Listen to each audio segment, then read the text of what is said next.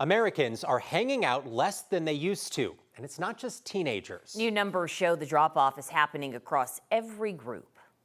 Ivan Rodriguez joins us live from Atlanta with some of the details he found. Good afternoon, Ivan.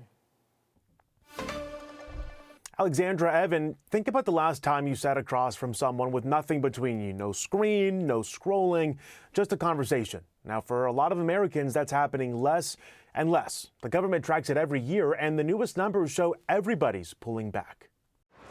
The Bureau of Labor Statistics tracks how we spend our days, and its newest time use survey found Americans are now down to just 35 minutes a day socializing in 2025, compared to 41 minutes a decade ago. 15 years ago, the younger people, 15 to 24, they had some of the best mental health, and now they have some of the worst. Meanwhile, Gallup finds teens are spending an average of nearly 5 hours a day on social media apps like TikTok, Instagram, and Snapchat. Time that used to go to people, now going to screens. Marissa Franco says it's almost like we're getting fed snacks of connection instead of getting fed an entire meal. We're finding ourselves, especially these younger generations, are finding themselves looking to fulfill that need for connection and turning towards social media, which is giving them enough of a felt sense of a connection or even distraction from the underlying feelings of loneliness that they don't ultimately hit rock bottom enough to reach out and find connection. Franco says the ultimate cost isn't only measured in minutes, it shows up in the body.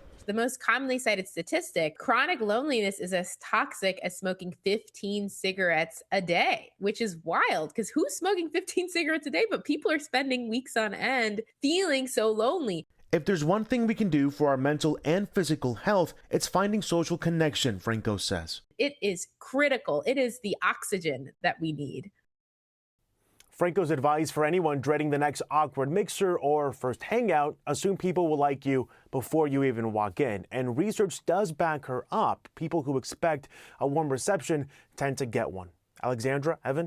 I like that attitude a lot. Ivan, I'm curious, what are some ways people can increase their desire for that social connection? Yeah, so she also told me that she teaches a class on why people are so lonely. And she mentioned that the problem is that we're not getting lonely enough, right? So she assigned her students to spend a day without their phones. And she says that her students were so lonely that they reported talking to the cashier at Trader Joe's just to help fill that need. So maybe it means forcing ourselves to unplug for a little bit. All right, good info. Ivan, thank you for your time.